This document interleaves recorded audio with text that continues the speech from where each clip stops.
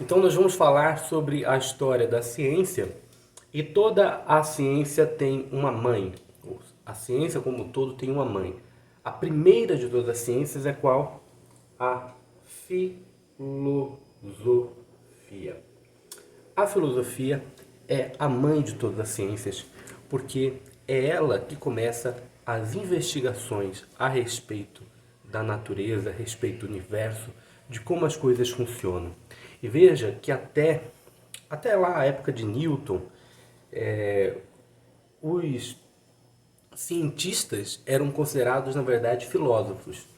E os filósofos eram nada mais do que pessoas que amavam o saber, a verdade, que buscavam o conhecimento, buscavam a verdade das coisas. Veja que a filosofia, ela tem como princípio básico buscar o conhecimento a respeito de algo. Como surge a filosofia?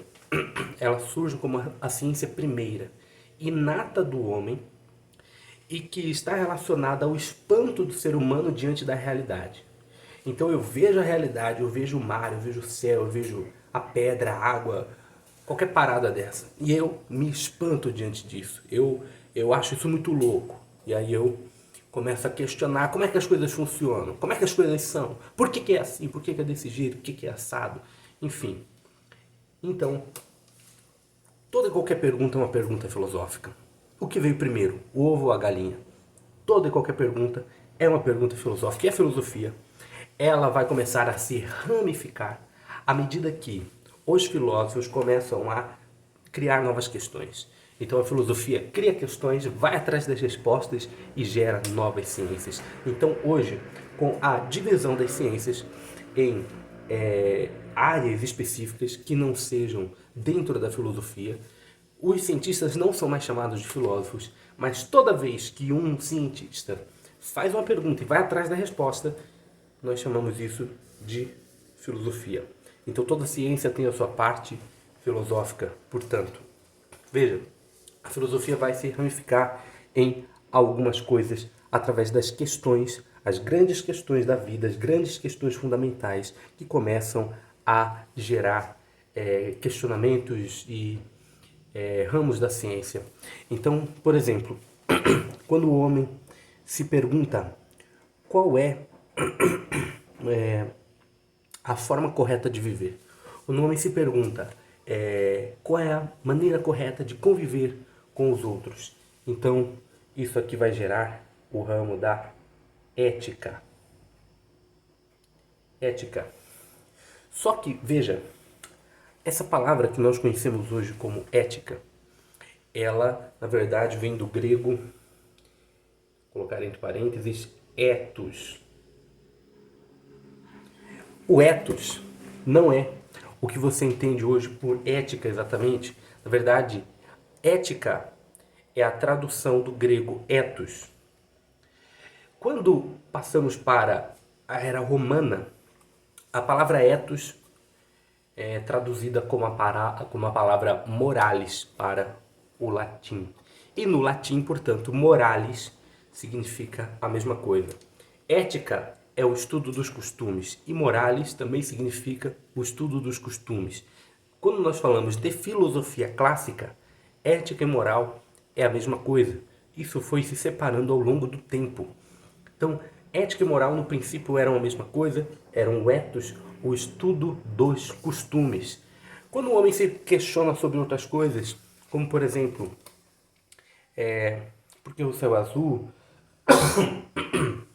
ou como funcionam os corpos dos animais, dos seres humanos, ou qualquer coisa relacionada à natureza, surge a ciência da natureza. E a ciência da natureza, no início, ela tem o nome de physis. A physis. E o que é a physis? A physis é nada mais do que o estudo da natureza.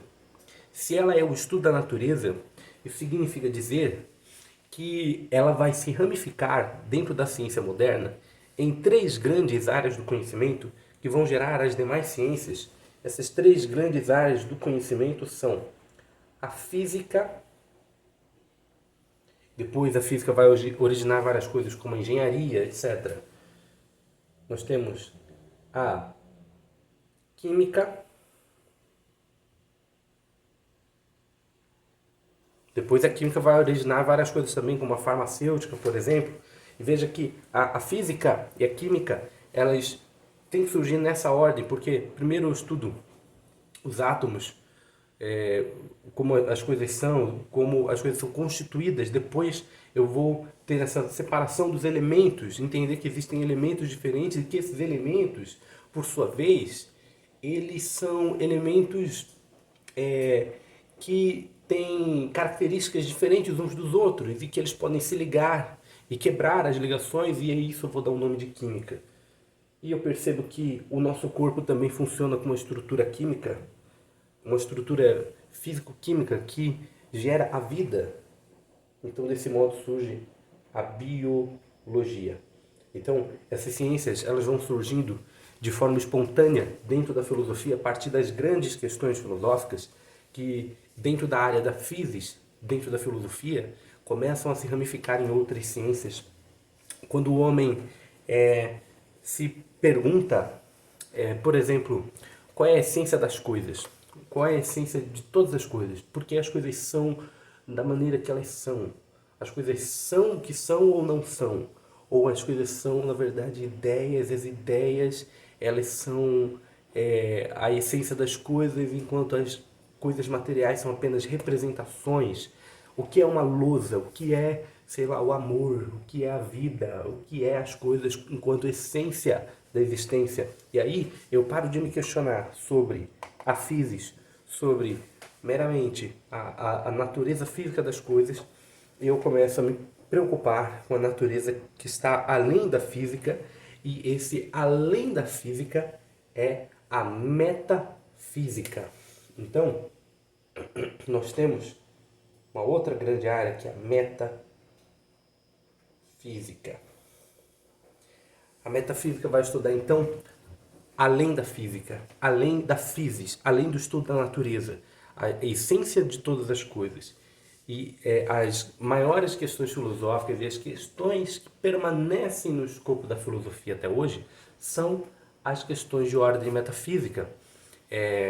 Não surgiram ciências outras além dessa. Claro, nós podemos falar da teologia, etc., mas não há hoje ciências estabelecidas que surgiram do ramo da metafísica, porque a metafísica por si só já é muito difícil, muito complexa, e ela abrange qualquer coisa que envolva essas questões metafísicas. Também é um conhecimento que é difícil de ser sistematizado, e apenas alguns grandes teóricos da história da filosofia conseguiram fazer essa sistematização plena do que é a metafísica de forma que fosse aceitável, digamos assim, pela academia, pelos filósofos que vieram posteriormente, etc. Bom, e aí nós temos dentro da filosofia ainda algumas coisas como, ora, eu entendi que o estudo da convivência, a partir do momento que nós nos perguntamos qual é a forma correta de viver, de agir, de proceder na sociedade, o que é o certo, o que é o errado, então surge a ética. Só que a ética, ela também vai se dividir, assim como a physis foi se dividindo, o ethos, ele também vai se dividir. Então, hoje nós temos essa separação. O ethos, eu vou até apagar aqui, porque na verdade o que nós temos é que o ethos, que era a primeira ciência dentro da filosofia, a primeira grande área da filosofia que estudou os costumes, se divide hoje no que nós chamamos de ética, a atual ética, e de moral. Então, nesse sentido, a ética e a moral, elas vão levar-nos a muitas outras áreas do conhecimento, como por exemplo, hoje nós vamos entender que a ética ela está relacionada a uma convivência que não necessariamente vai ter um conjunto de regras. Ou seja, quando eu escrevo leis e essas leis têm que ser cumpridas pelo entendimento moderno, contemporâneo, nós chamamos isso de moral. Então a moral vai estar relacionada às leis. Portanto, moral vai estar relacionada ao direito, por exemplo. Surge aqui o direito. O direito surge da moral. E a ética? O que a ética vai trazer para a sociedade contemporânea? Se a ética fala hoje de convivência, etc., nós temos, por exemplo, dentro da disciplina de administração, dentro da ciência da administração, a ética vai trazer, por exemplo, a questão do atendimento ao público. Então, colocar um A de atendimento ao público.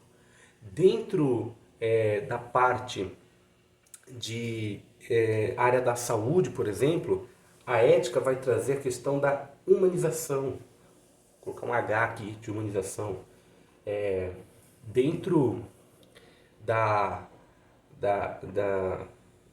das atividades policiais, jurídicas, etc., também tem o atendimento ao público, tem a humanização, mas vai ter também a questão da proporcionalidade, colocar um P de proporcionalidade, quer dizer, você tem um poder para fazer algo a mais e você precisa controlar esse poder, então nós entramos na questão da proporcionalidade.